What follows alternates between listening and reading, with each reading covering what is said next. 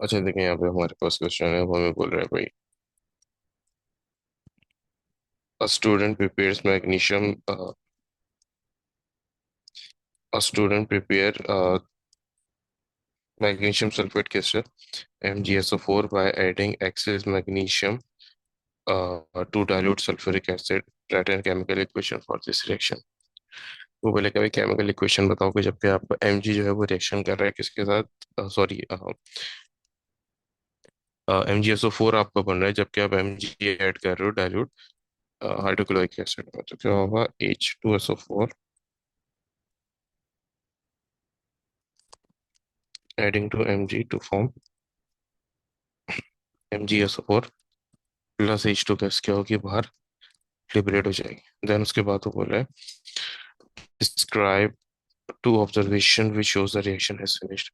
देखो Mg का जो है, Mg वो सॉलिड होगा ना, तो सॉलिड जितनी जल्दी एवोपोरेट हो जाएगा, यानी जितनी जल्दी पूरा डिसॉल्व हो जाएगा ना, कि by adding excess magnesium to the dilute sulphuric acid, यानी कि जो उसका डिसॉल्व होना है ना, सॉलिड का डिसॉल्व होना, वो जब खत्म हो जाएगा, देखो सॉलिड एक्सिस में है, तो सॉलिड पूरा खत्म नहीं होगा, लेकिन सॉलिड का डिसॉल्व होना जो है, सॉलिड स्टॉप्स डिसॉल्विंग। ठीक है, तो सॉलिड स्टॉप डिसॉल्विंग। अच्छा, फिर उसके बाद है, अच्छा, अब रिएक्शन में मेरे पास यहाँ पे एक गैस आ रही है H2। H2 गैस, जाहिर सी बात है गैस की क्या होगी, फिजिंग होगी। H2 गैस की क्या होगी मेरे पास, फिजिंग होगी ना, बबल्स बनेंगे। ठीक है, जाहिर सी बात, जब रिएक्शन खत्म हो जाएगा तो फिजिंग खत्म हो जाएगी, नो मोर फिजिंग। ठीक है, फिर उसके बाद बोल रहा है, the excess magnesium is removed by titration. The excess magnesium is removed by titration, state the general name given to the solid separated from a solution by filtration। Residue बोलते हैं, और जो हमारे पास नीचे जो मैग्नीशियम सल्फेट का solution आ जाएगा, उसको हम क्या बोलेंगे, फिल्ट्रेट बोलेंगे। ठीक है, जो चीज़ हमारे पास बेकार होती है, इम्प्योरिटी होती है, वो जो फिल्ट्रेशन के जरिए वो अलग करते हैं, तो उसको क्या बोलते हैं, रेजिड्यू बोलते हैं।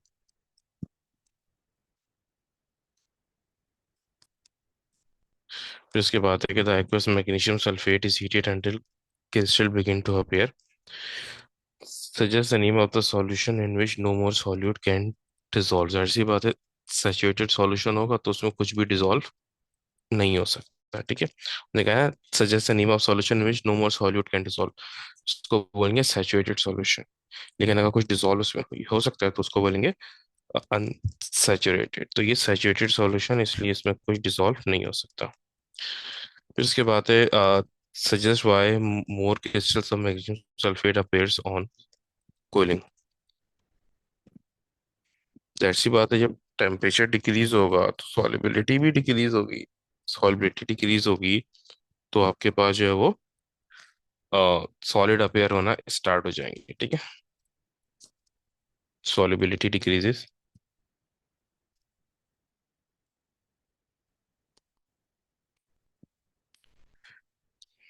As the temperature decreases.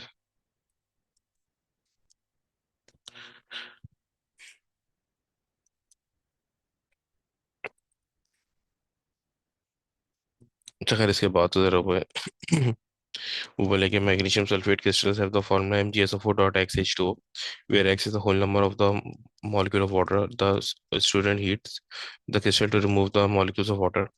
अब ये मेरे पास है, हम इसको हीट करें, वाटर मॉलिक्यूल रिमूव कर रहे हैं। Name the term given to the crystals containing water molecule.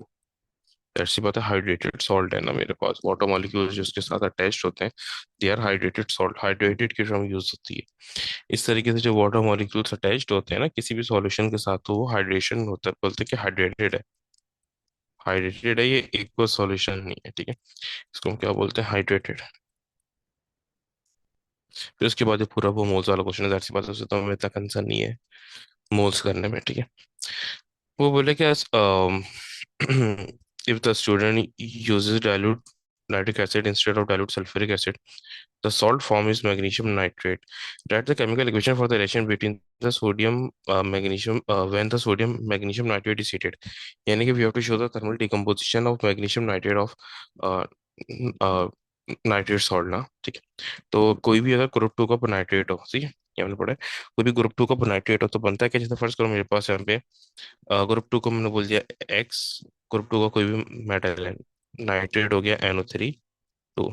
तो ये जब भी डिकम्पोज होगा तो उसी मेटल का ऑक्साइड बनेगा और CO2 ऑक्साइड बनेगा, NO2 गैस प्रोड्यूस होगी, ठीक है। उसी मेटल का ऑक्साइड बनेगा, ठीक है, उस चीज की और NO2 गैस प्रोड्यूस होगी और साथ O2 भी आएगा, ठीक है। ये बैलेंस नहीं है। अब जैसे यहाँ पे MgNO32 है, तो Mg की ऑक्साइड आ जाएगी, ठीक है, प्लस NO2 बन जाएगा और प्लस O2 गैस आ जाएगी। अब यहाँ पे टोटल N कितने हैं मुझे ये चीज तो देखनी है, ठीक है।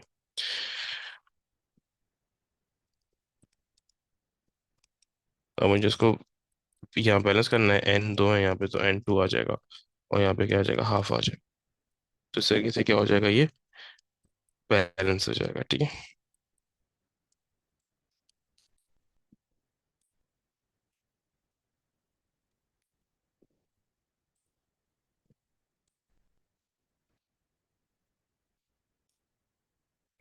सब उसके बाद वो बोल रहे हैं कि भाई student prepares calcium nitrate CnO32 by adding calcium carbonate to the dilute nitric acid at the chemical equation for this reaction in which the calcium carbonate is reacting with dilute nitric acid। तो calcium carbonate हमारे पास क्या है, CaCO3 reacting with HNO3। तो क्या होता है इसमें, हम जब भी रिएक्शन करते हैं जो हमारा मेटल होता है वो जो भी मेटल होगा XYZ, ठीक है, मेटल क्या करेगा, एच को, जो एसिड का एच है उसको रिप्लेस कर लेगा, यानी जो सी है वो एच को क्या करेगा, रिप्लेस कर लेगा। तो ये हमारे पास हो जाएगा CaNO3 क्योंकि सी ए के ऊपर +2 चार्ज होता है, NO3 के ऊपर -1 है, ठीक है। और CO2 और H2, जाहिर सी बात है यहाँ पे NO3 के ऊपर 2 लगा तो यहाँ पे 2 हमने ये अप्लाई करना पड़ेगा, 2HNO3। फिर से वही है, describe the two observation during this reaction, same ही वही होगा कि सॉलिड डिसॉल्व होगा, ठीक है।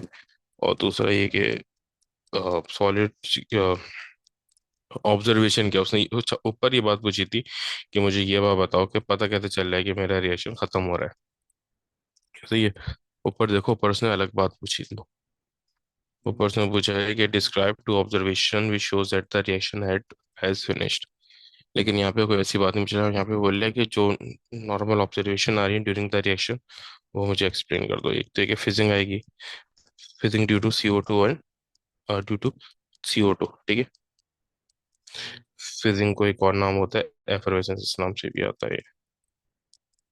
और सेकंड आ जाएगा सॉलिड डिसअपियर्स।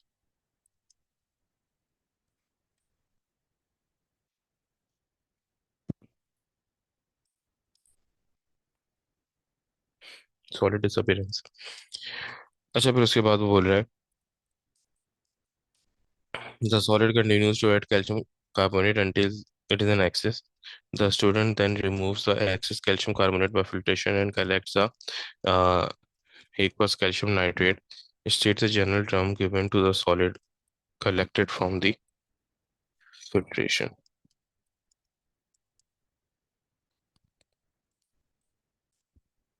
अब देखो यहाँ पे मैंने बात बताई थी, सॉलिड नहीं, सॉरी, सॉल्यूशन। अब देखो मैंने बात बताई थी ना, जो हमारे वो काम की चीज होती है वो फिल्ट्रेट होता है, और जो हमारे बेकार चीज होती है, जो इम्प्योरिटी हम रिमूव करते हैं बाय फिल्ट्रेशन, वो डेंसिटी होता है। अब जो सॉल्यूशन हम यहाँ पे रिमूव करा रहे हैं वो हमारे काम की चीज है, वही तो हमें चाहिए, ठीक है। कैल्शियम नाइट्रेट ही तो हमें चाहिए, ठीक है। कैल्शियम नाइट्रेट ही हमें चाहिए ना, तो कैल्शियम नाइट्रेट ही हम यहाँ से क्या करेंगे, रिमूव करेंगे, ठीक है। तो ये हमारे पास हो जाएगा इसको बोलते हैं फिल्ट्रेट। जो चीज़ हमें चाहिए अगर वो फिल्ट्रेशन से अलग करें उसको फिल्ट्रेट बोलेंगे। जैसे यहाँ पे एक कैल्शियम नाइट्रेट अलग होगा, साथ साथ कैल्शियम कार्बोनेट सॉलिड भी अलग हो जाएगा ना, वो ऊपर फिल्टर पेपर पे रह जाएगा कैल्शियम कार्बोनेट सॉलिड, और कैल्शियम नाइट्रेट एक बार जो है नीचे वो कलेक्ट हो जाएगा। अब कैल्शियम कार्बोनेट हमारे किसी काम का नहीं है, हमें कैल्शियम नाइट्रेट चाहिए, तो कैल्शियम कार्बोनेट को क्या बोलेंगे, रेसिड्यू। ठीक है। फिर उसके बाद है the student generally heats a aqueous calcium nitrate until the solution is saturated. Suggest what is meant by the term saturated solution। बोला saturated solution का मतलब क्या है, when there is no room for addition। या फिर आप इस तरीके से बोल सकते हैं at given temperature 2 मास का है, तो जाहिर सी बात है देखो, अगर आपने किसी चीज़ की भी सॉल्बिलिटी इंक्रीज करनी है तो you have to increase the temperature. अगर आपने किसी चीज़ की सॉल्बिलिटी डिक्रीज करनी है तो आप टेम्परेचर डिक्रीज कर दो। It's all about the temperature. ठीक है। Solubility is directly proportional to the temperature, लेकिन ये नहीं है कि अगर कोई चीज़ बिल्कुल ही इनसॉल्युबल है तो अगर टेम्परेचर हम बढ़ाते जाएंगे तो बिल्कुल 100% तो सॉल्युबल हो जाएगा, ऐसा नहीं है। ठीक है। लेकिन अगर कोई चीज़ जैसे थोड़ी बहुत उसकी सॉल्बिलिटी वीक है तो उसको टेम्परेचर जो है वो ऑल्टर को कर सकता है, तो उसके लिए सॉल्बिलिटी डायरेक्टली प्रोपोर्शनल है टेम्परेचर से। तो क्या है, सैचुरेटेड सॉल्यूशन वो होता है जिसमें कोई और रूम ना हो। ठीक है। No room for further addition of solute, a solution that can has no room for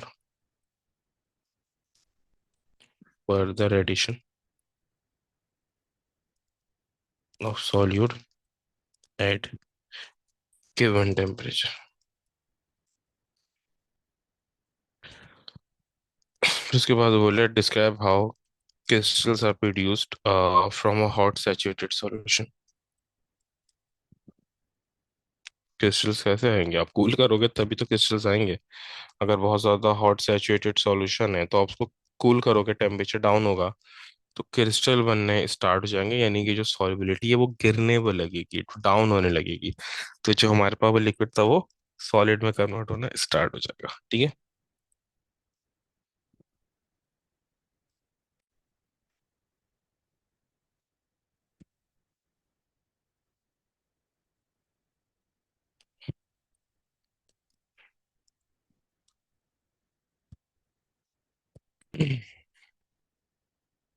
अच्छा देखो, उसके बाद फर्दर है aqueous copper sulphate is used to test the presence of water. When this test is positive, copper hydrated copper 2 sulfate is formed। State the color change during this test। जब आपका क्या होगा, copper two sulphate, when the test is positive copper sulphate is formed। बोला क्या, anhydrous copper sulphate के साथ मैं water का रिएक्शन कर रहा हूँ तो जो वो किस में चेंज होगा, एनहाइड्रस से हाइड्रेटेड कॉपर टू सल्फेट में चेंज होगा। दैट्स बात है, एनहाइड्रस का कलर ये वाइट होता है, हाइड्रेटेड में कलर क्या हो जाएगा, ये ब्लू हो जाता है क्योंकि कॉपर टू आयंस होते हैं। ठीक है। कलर होगा from white to blue.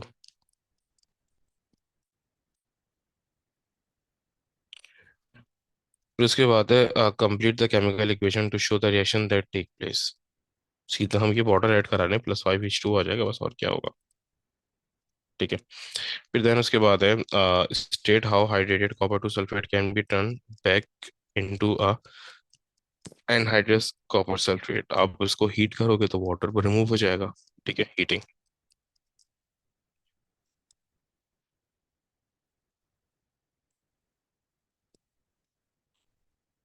Heat the solution. फिर इसके बाद है describe a test for a pure water. बोले कि प्योर वाटर का टेस्ट क्या है, तो कुछ सीधी सी बात है, अगर हम दो टेस्ट ये हो सकते हैं, दोनों जो है वो टेम्परेचर ये डिपेंडेंट होते हैं। हम हीट करेंगे, अगर वो 100 डिग्री सेल्सियस पे बॉईल हो रहा है दैट मीन्स कि वो प्योर वाटर है। अगर वो 100 डिग्री सेल्सियस बॉईल नहीं हो रहा दैट मीन्स कि वो प्योर वाटर नहीं है। ठीक है। या फिर हम उसको जो है वो फ्रीज करेंगे, अगर वो 0 डिग्री सेल्सियस फ्रीज हो रहा है दैट मीन्स कि वो प्योर वाटर है। ज़्यादातर हम ये बॉइलिंग वाले लिखते हैं, लेकिन आपके फ्रीजिंग वाले भी बोल सकते हो, दोनों एक्सेप्टेबल होंगे। ठीक है।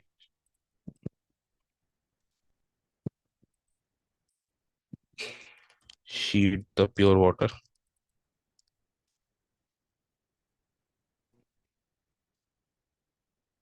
200 degree Celsius. If it boils at 100 degree Celsius, then it is pure।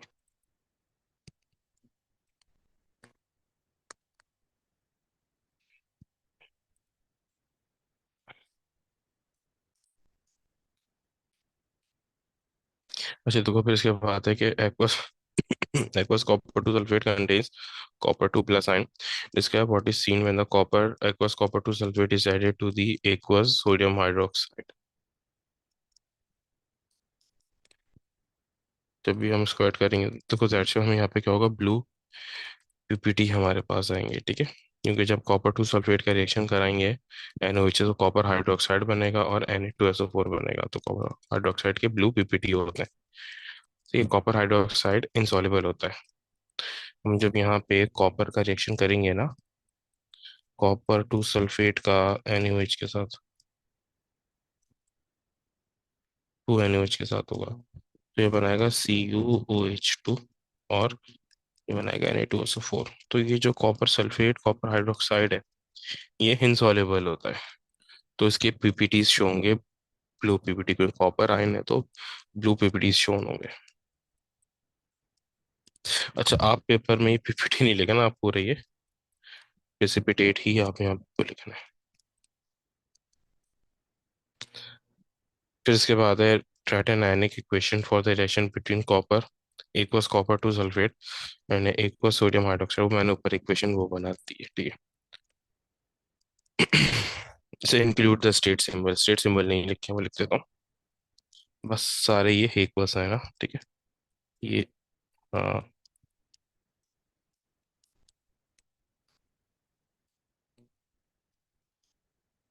ये भी एक बस है, ये भी एक बस है, ये सॉलिड होगा और ये एक बस है।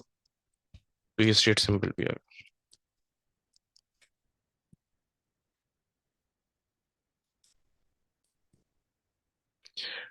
अच्छा, अब देखो इसी तरीके से यहाँ पे हमारे पास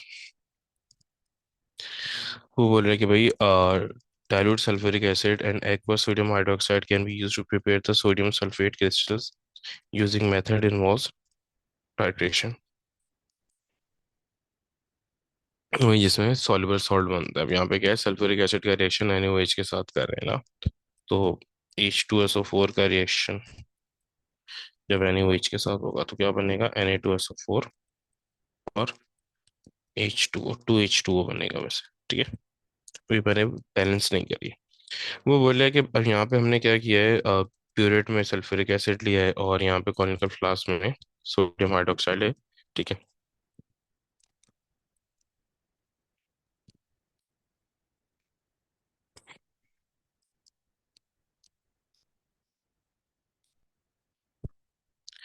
अच्छा, अब देखो अब यहाँ पे होता क्या है, वो बोल रहा है कि भाई suggest why universal indicator is not suitable for this titration.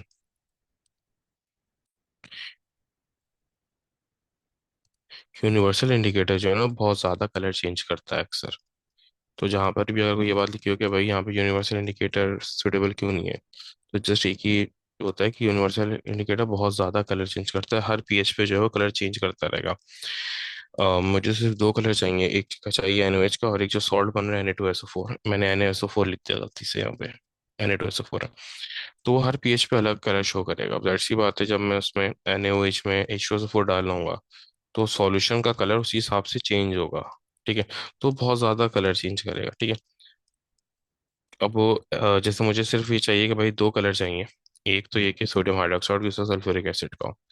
Universal indicator क्या होता है, हर पीएच पे अलग कलर को देगा। तो ऐसी बात है, जब तक उसमें सोडियम, जैसे अभी हमने कोई ये H2SO4 नहीं डाला तो सोडियम हाइड्रोक्साइड का अपना प्योर कलर होगा। जैसे ही मैं सोडियम हाइड्रोक्साइड की कंसंट्रेशन कम होती रहेगी, H2SO4 से रिएक्ट करके Na2SO4 बनाता रहेगा ना, तो एक वो कलर डिम होता जाएगा, ठीक है। तो बहुत ज्यादा बीच में वो कलर चेंज आता है। यूनिवर्सल इंडिकेटर हर पीएच पे अलग कलर वो दे रहा होता है।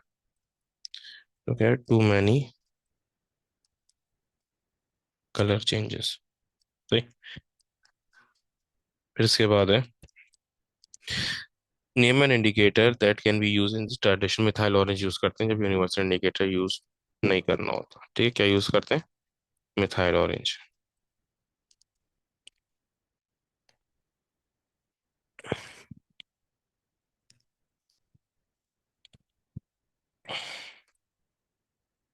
अच्छा देखो, अब यहाँ पे जो है ना जो हमारे पास रिएक्शन है जिसमें H2SO4 NaOH रिएक्शन करे, इसके बाद की कंटिन्यूटी है ना, सॉल्ट बन रहा है, प्रिपरेशन ऑफ सॉल्ट है। वो बोला है कि भाई 20 cm³ of dilute sulfuric acid neutralizes 25 cm³ of 1 mole per dm³ of NaOH at the end of the titration Colonical flask contains aqueous sodium hydroxide with a dissolved indicator as an impurity. Describe how to prepare a pure sample of sodium sulfate crystals from the original solution of dilute sulfuric acid and aqueous sodium hydroxide of the same concentration. You are not required to give the details of how to carry out the titration. देखो हम जो solution हमने जो अभी ये prepare किया वो हम यूज इसलिए नहीं करें क्योंकि इसमें इंडिकेटर एज एन इम्प्योरिटी है। ठीक है। तो अब यहाँ पे आप क्या करोगे, कोई भी जो है वही सेम प्रोसीजर रिपीट करोगे, repeat the reaction using the same volume but without indicator. ठीक है। वही जो आपने अभी ऊपर रिएक्शन किया यही रिएक्शन करोगे, H2SO4 reacting with NaOH to form Na2SO4। ठीक है।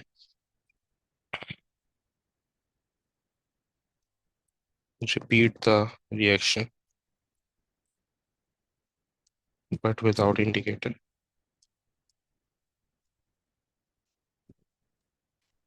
ठीक है। अब यहाँ पे आपके पास Na2SO4 आ गया, इंडिकेटर उसमें। देन इसको आप फिल्टर तो करोगे नहीं। फिल्टर क्यों नहीं करोगे? क्योंकि भाई कोई वो तो नहीं है ना आपके पास, इम्प्योरिटी, सॉलिड इम्प्योरिटी नहीं है। ठीक है। तो आप क्या करोगे, Na2SO4 को फॉर्म करके कंसंट्रेट कर लोगे। ठीक है। कंसंट्रेट दी Na2SO4 सॉल्यूशन बाय एवापोरेशन। ठीक है। फिर देन एवापोरेशन करने के बाद, ठीक है, उसको ये कंसंट्रेट कर लिया ना, कंसंट्रेट यानी ज्यादा वाटर रिमूव कर लिया। ठीक है। फिर देन क्या करोगे, उसको क्रिस्टलाइज कर लोगे। ठीक है।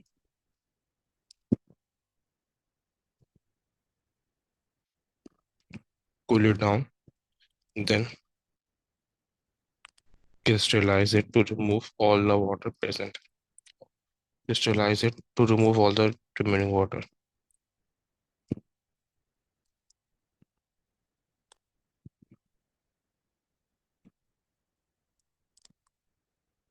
ठीक है। फिर आपने क्या कर दिया, क्रिस्टलाइज कर लिया ताकि जो भी वाटर रिमेनिंग है सब रिमूव हो जाए। ठीक है।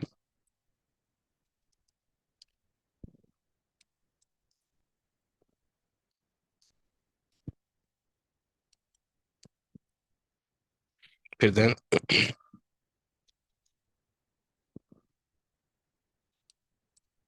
wash it with distilled water to remove impurity।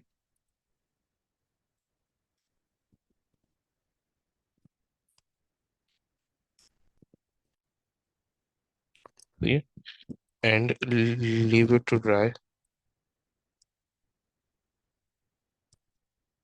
On filter paper और ऑन ओवन।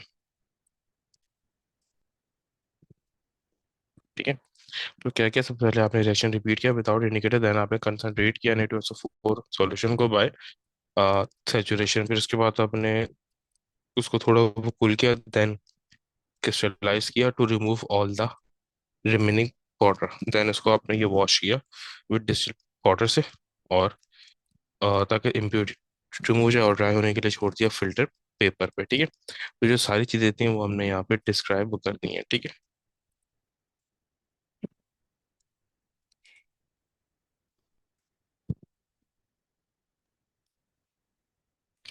अच्छा देखो, फिर उसके बाद एक और है सॉल्ट प्रिपरेशन का। This question is about the salt. Salts are insoluble in water and are made by precipitation। वो इनसॉल्युबल सॉल्ट की बात कर रहे हैं जो प्रेसिपिटेशन मेथड से आते हैं, यानी कि दो सॉल्युबल सॉल्ट को आपस में रिएक्ट कराते हैं। तो एक इनसॉल्युबल सॉल्ट और एक सॉल्युबल सॉल्ट बनता है। ठीक है।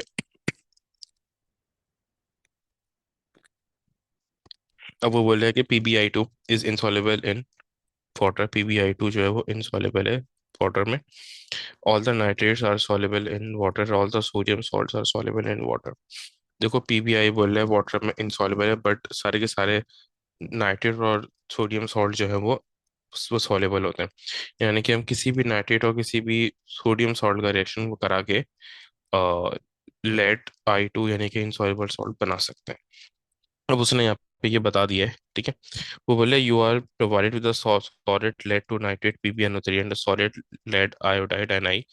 Describe how would you make a pure sample of a lead two iodide precipitation Your answer should include details, practical details, and a chemical equation for the precipitation reaction. अच्छा देखो यहाँ पे तो सबसे पहले कि आप क्या करोगे, इसका एक सॉल्यूशन बनाओगे दोनों क्वार्टर्स का, ठीक है, और दोनों वो सॉल्ट का, ठीक है। और क्या कर रहे हैं उसके लिए, आपने इसमें दोनों सॉल्ट्स में वाटर को डालोगे, ठीक है, और दोनों सॉल्ट को डिजोल्व करके उनका वो रिएक्शन वो करवा दोगे, ठीक है, क्योंकि दोनों वो सॉलिड है ना, ठीक है।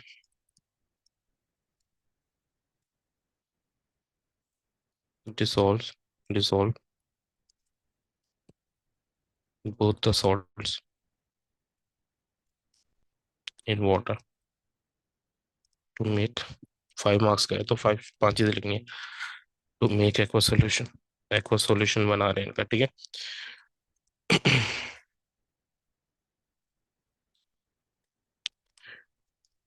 रिएक्ट देम, और रिएक्शन क्या होगा, PbNO3 जो है वो रिएक्ट करेगा किसके साथ, PbNO3 रिएक्ट करेगा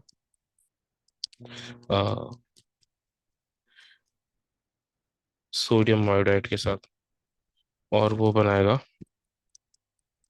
NaNO3 प्लस PbI2, ठीक है। तो मुझे चाहिए PbI2, ठीक है।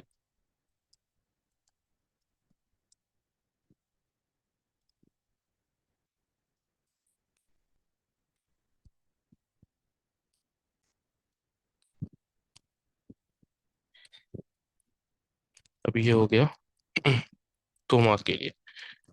देन आप क्या करोगे, इसको ये फिल्टर करोगे, ठीक है।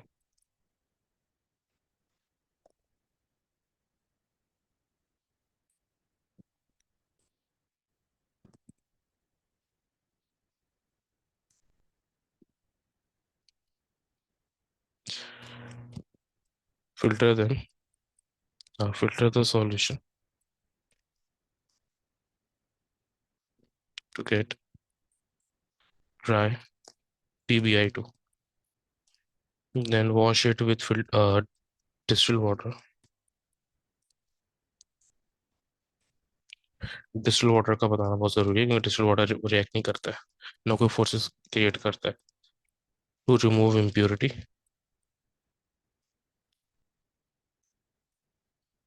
ठीक है। Leave it to dry on filter paper और ऑन ओवन, या फिर आप ये ओवन में भी वो रख सकते हैं, ठीक है। तो यार ये आपके पास पूरे 5 मार्क्स का आ गया। अच्छा, फिर इसके बाद इसको जैसे ये मेरे पास है, ठीक है।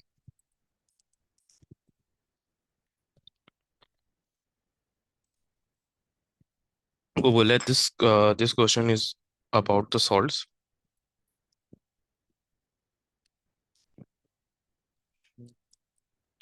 This question is about the salts. Salts are soluble in water, can be made by reacting insoluble carbonates and dilute acids. ये वही वाली फर्स्ट टाइप है ना सॉल्ट की, से पहले हमने उसको किया। देखो ये सॉल्युबल सॉल्ट की दो टाइप्स होती हैं, दो तरीकों से बनता है।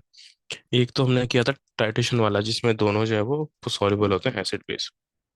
अब ये अ, एक और टाइप है सॉल्युबल सॉल्ट, प्रिपरेशन की दो हमने पढ़ी है ना, जो भी अपलोडेड भी है। इसमें क्या होता है कि एसिड के साथ आप जो मटेरियल को यूज कर रहे होते हैं, नहीं जो भी कार्बोनेट्स, जो भी हाइड्रोक्साइड या जो भी वो मेटल यूज कर रहे होते हो, वो इनसॉल्युबल होता है, लेकिन बनता उससे सॉल्युबल सॉल्ट है, ठीक है। Zinc sulphate is soluble in water, यहाँ पे आप जिंक सल्फेट बना रहे हो।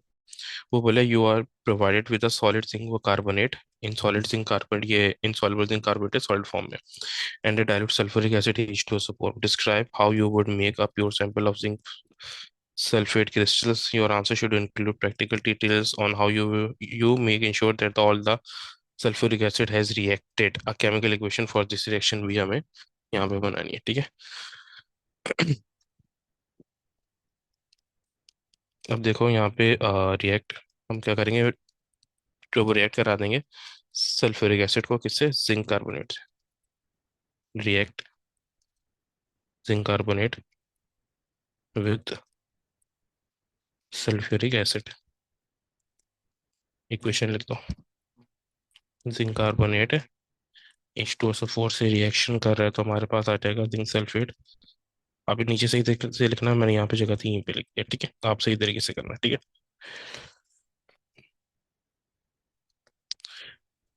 Continue the reaction until no more effervescence seen.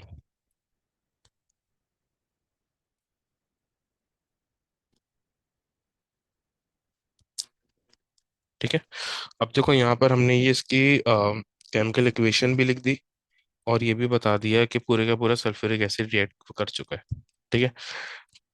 ठीक है, तो ये बता दिया ना, कंटिन्यू अंटिल नो मोर एफर्वेसेंस, यानी कि हम रिएक्शन कंटिन्यू करेंगे यहाँ तक कि जो है वो कोई भी एफर्वेसेंस शो नहीं होगा। ठीक है। अब फिर ये प्रैक्टिकल डिटेल्स आ जाएंगी। अब प्रैक्टिकल डिटेल्स क्या आएंगी? ये फिल्टर करेंगे, एवापोरेट करेंगे और क्रिस्टल करेंगे। ठीक है।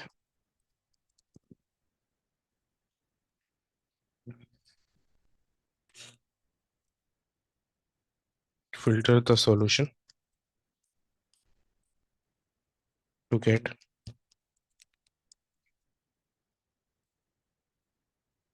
Zinc sulphate aqueous solution, then evaporate it, evaporate and crystallize it to get the dry salt, then wash it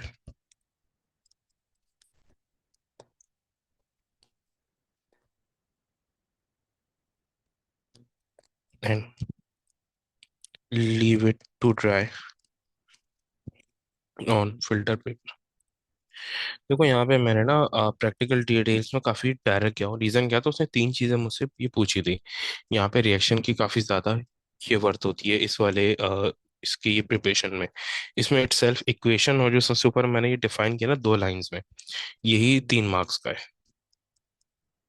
ये जो पूरा डिफाइन किया है यही 3 मार्क्स का है, जो ऊपर की दो लाइंस में मैंने डिफाइन कर दिया है। एक में इनका प्रेक्षण करवाया, फिर एक मार्क के लिए क्या है कि जिंक कार्बोनेट का ये इक्वेशन दिखाती है। फिर क्या है कि वो बता भी दिया कि H2SO4 कैसे पूरे का पूरा वो रिएक्ट कर दिया, क्योंकि जब कोई एफर्वेसेंस ही नहीं आ रही, यानी H2SO4 पूरे का पूरा रिएक्ट वो कर चुका है, कोई रिएक्शन ही नहीं हो रहा। देन 2 मार्क की ये पूरी प्रैक्टिकल डिटेल्स है। अब यहाँ पे आपकी तीनों की प्रिपरेशन ये आ गई हैं, इनसॉल्युबल सॉल्ट की और सॉल्युबल सॉल्ट की भी, दोनों मेथड्स आपके पास आ गए। जब दो जैसे अब यहाँ पर है, वो बोल रहे कि भाई, वो बोल रहे हैं यहाँ पे कि भाई जस्ट अ मिनट।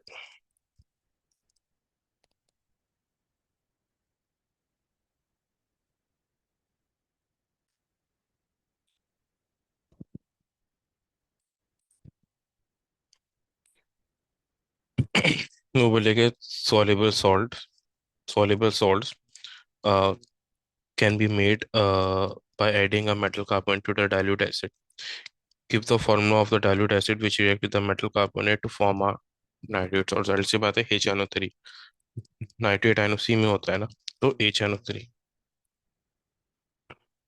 यानी पर नाइट्रिक एसिड। वो बोल रहे हैं कि भाई student wanted to make hydrated iron sulphate crystals FeSO4.X H2O by adding excess iron to carbonate to the dilute acid sulfuric acid. The student followed procedure shown. Add dilute sulfuric acid into a beaker. Add a small amount of iron to carbonate to the dilute sulfuric acid into the beaker until the iron to carbonate is in excess. Filter the mixture in step 2. Heat the filtrate until it is saturated and then allowed to cool. Once cooled, pour away all the remaining solution, यानी crystallize आपने कर दिया। Dry the crystal between the filter papers. Why must the iron to carbonate must be added in excess in step 2? ताकि पूरे का पूरा H2SO4 जो है वो रिएक्ट कर जाए। अगर H2SO4 एंड में बच गया, यानी कि एक्सिस में आ गया ना और सॉल्ट के साथ आ गया, तो वो अपने उसका पीएच जो है, सी बात एक एक्सट्रीम पीएच पे होते हैं हमारे सॉल्ट और बेस ना, यानी कि सॉरी एसिड और बेस। सॉल्ट जो होता है वो तो एक मिड पीएच पे होता है, एसिड का पीएच जो है वो काफी कम होता है, बेस का पीएच तो ज्यादा होता है। तो खासतौर पर एसिड जो है वो बहुत रिएक्टिव होता है, तो वो सॉल्ट के पीएच को, सॉल्ट के नेचर को ऑल्टर कर देता है। ताकि तो इस वजह से हमने ये जिंक कार्बोनेट एक्सिस में लिया है, ताकि सॉरी आयरन कार्बोनेट, ताकि पूरे का पूरा वो रिएक्ट कर जाए salt, oh sorry acid. Make sure all the acid reacts. फिर इसके बाद stated two observation step two that would show that the iron carbonate was in excess. ठीक है। एक तो ये कि भाई कोई जो मेरा सॉलिड कार्बोनेट है वो डिसॉल्व होना तो बंद हो जाएगा, तो पता चल गया कि भाई वो एक्सिस में है, अब और HCl इसको एब्सॉर्ब नहीं वो कर सकता। सेकंड ये कि जब कार्बन रिएक्शन करेगा तो CO2 बनेगा, CO2 की फिजिंग आएगी, तो अब ये फिजिंग होना बंद हो जाएगी, जबकि सारे का सारा HCl खत्म हो गया, तो इसका मतलब है कि अब कार्बोनेट ही एक्सिस में है। ठीक है।